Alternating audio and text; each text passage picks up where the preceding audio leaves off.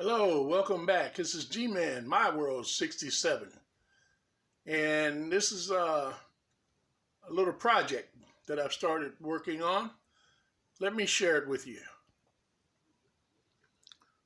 All right, here what I have here is an 8310, a Lionel 8310. Now, I pulled this out of the junk pile. I bought it, I don't know, this year, last year. It's just really beat up. It was broken. I've got it all apart now, but this, the steam chest is plastic, which is kind of lets you know it's late model. And the cow catcher was broken off of it and gone. I didn't have it at all. I'm in the process of rebuilding a cow catcher for it. As you can see, I cut this front half here off of a Marks 490 and fit it, and I had to do a little repair to it on this back side to kind of raise it up to make it even with this forward level, and to seal it in the back. I used some strips of styrene also. Any little gap that was back there, I wanted to take it out. It actually worked out perfectly. It's not completely dry. And this was supposed to have a cow catcher that was similar, but it was rounded. Those of you who have these or 15s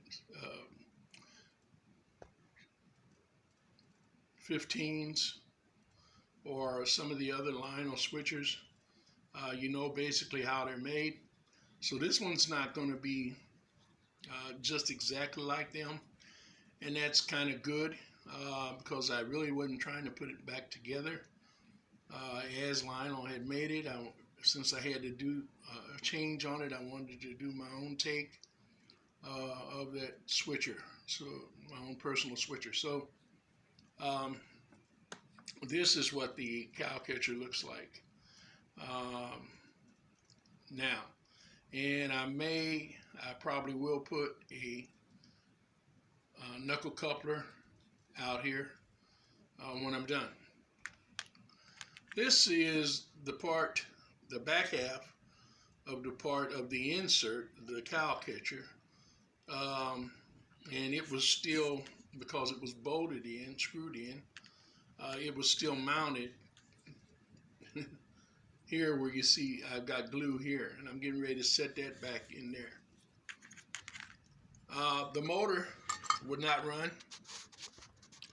I finally got it to where it was sporadic and it would try to take off and try to run, and it would not run.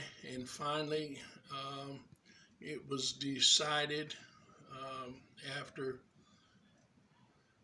testing it and trying over and over again and watching it, listening to it, and checking the voltage, seeing what was wrong, that the reverse unit was actually bad in it. And so rather than to fiddle around with those E units, I don't like to fool with the coil fed E units too much. I just went ahead and took it out and bypassed it. As you can see here, where I put those two together, one to the coil and one to the field.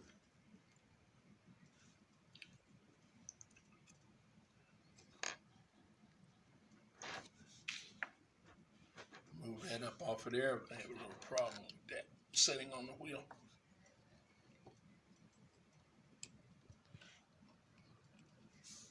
Trying to do this one-handed, and it doesn't want to work. There we go.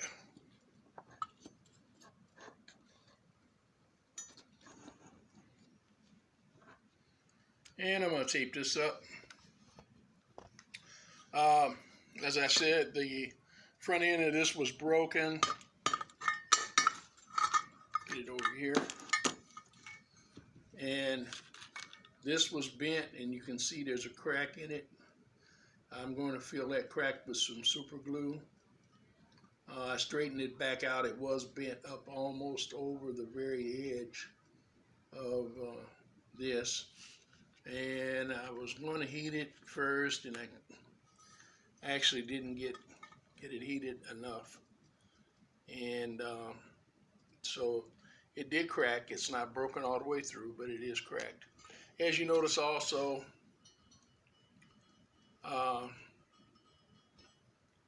it's missing one of these clearance lights. And I'll probably go ahead and take this other one off and grind this off and make that smooth, as I'm going to make this just a little bit different type switcher. I think I intend to add a bell to it right up here, and or I might add a whistle to it, but a bell or a whistle I'm going to add up there. And I'm going to change this from an 8310 to a 531. It's going to be a 531.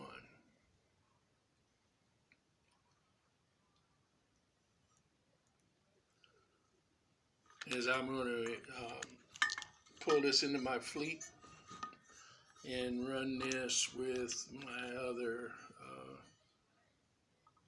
Marks and American Flyer engines.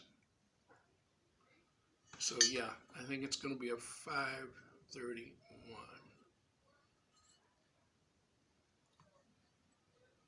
As we go along, also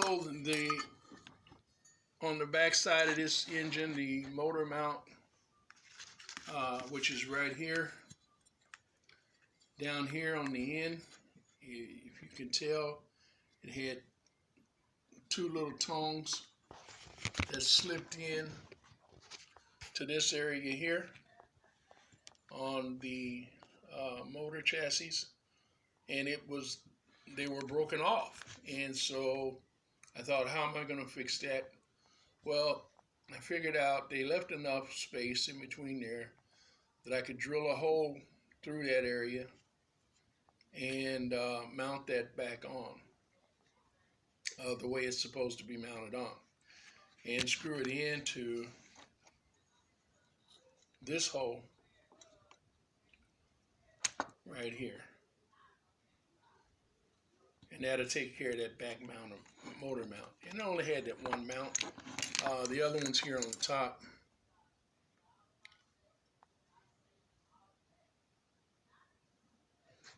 And it screws in through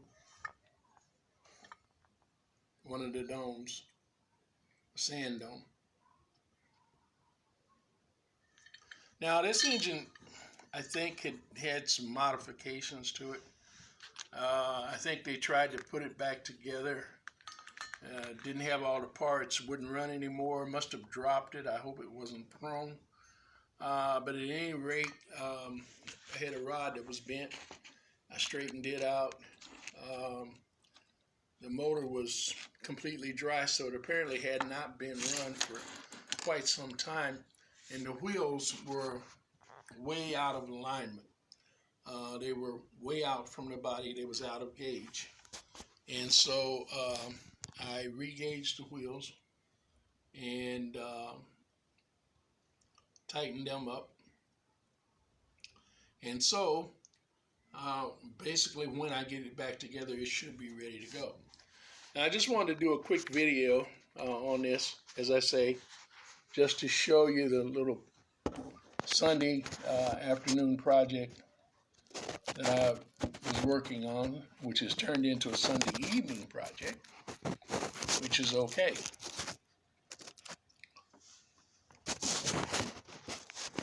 Now, if I can just keep my fingers out of the camera.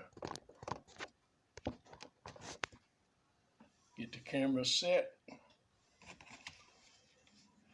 I can begin back to work on this. Now, as I said, on this cowling, I added this part to the cowling. I think it's going to turn out real good. I just got done filing this down. This is all sealed up and sealed together, melded together. And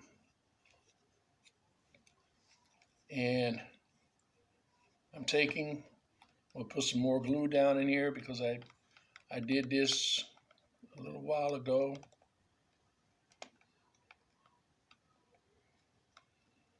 And put some more in there.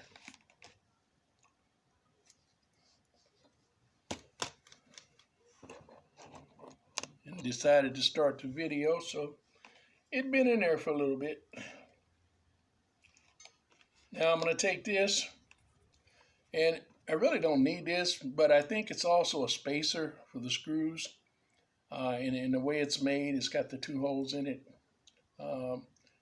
plus they're recessed. And so I think it kind of helps to lock the screws in. And so we're going to go ahead and put that back in. Now, I had to make some concessions on this also because, of course, it wasn't made to go like I'm about to use it. So I had to break off some fins. I cut them down and then broke them, snapped them out. That was on this piece here. And we'll put some glue on top of that.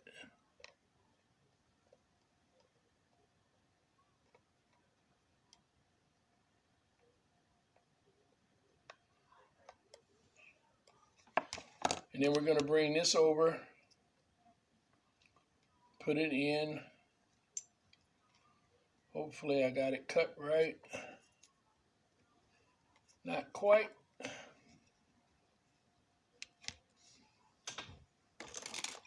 Cut a little more off the end of it.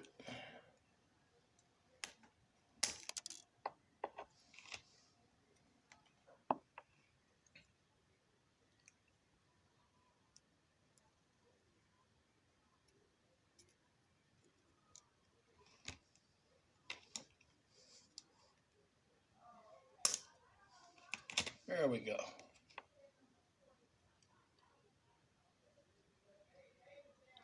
Now what I'm using here is some styrene plastic, and it's actually part of an old plastic knife. These don't throw your old plastic silverware away. It really comes in handy. Now what I've done with this, gluing this in place, that enabled me to bond this back section with this front section. And then having glued this back section in, and the front section is glued in, that makes this all a solid one piece.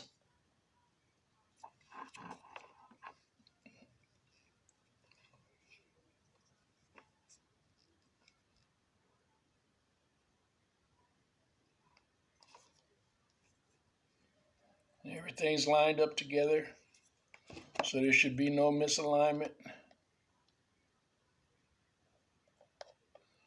Put a little more glue on it.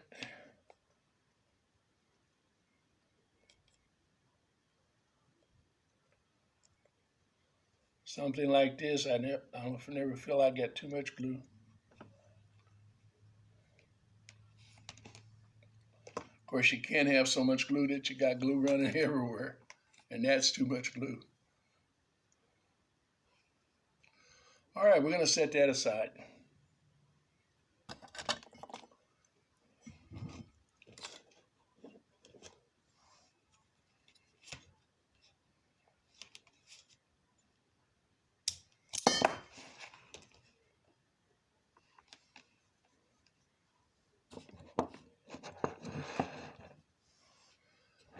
Now the next step to this will be, once that dries, is go ahead and mounting the motor. But before we do that, want to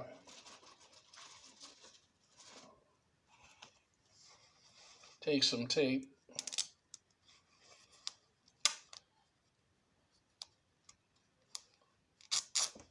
and wrap up our wires.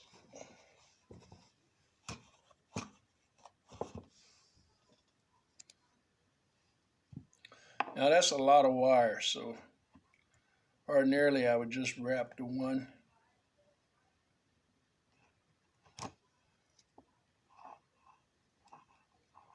But because we got so much wire here,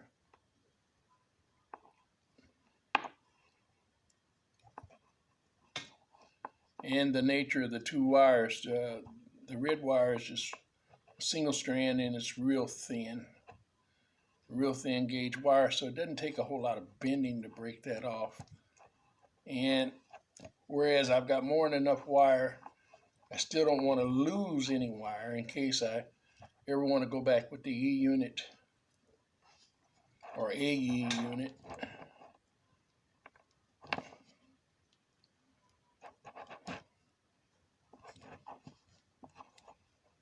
Or if someone else ends up with this motor,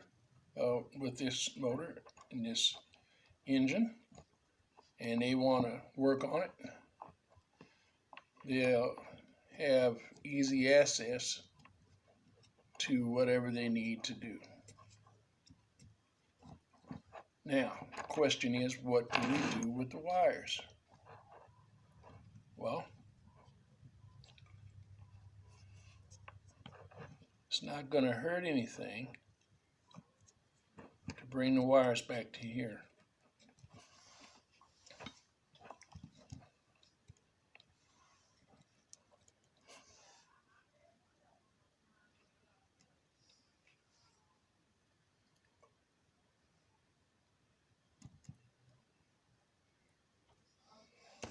And we can put a small piece of tape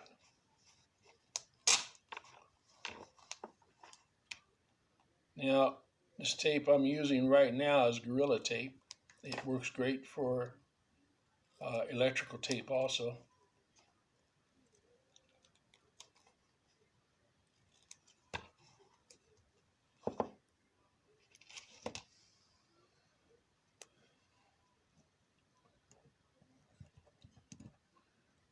And we'll just put it right there.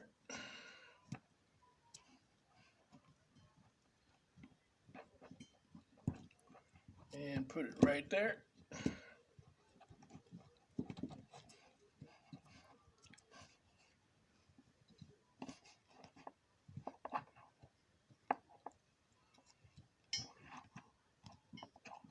And that will probably last for the duration of the life of the motor.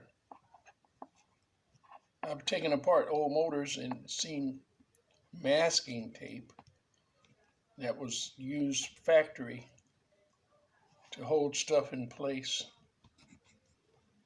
or a masking type tape. May not have been true masking tape, not like we use today.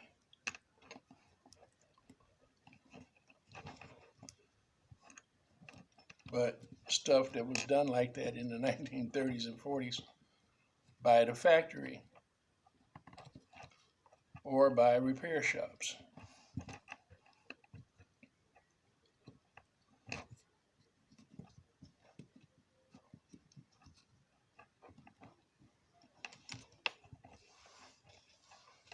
And it's lasted for years.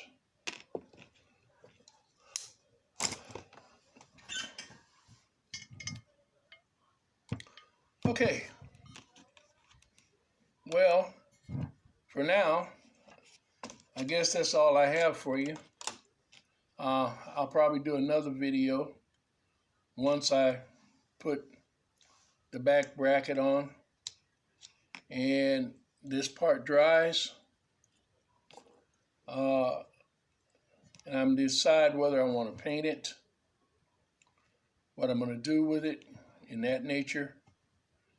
And I'll come back and do another video. All right. As always, happy rails. I hope you find this interesting. And Till next time. It's GMan. Bye-bye.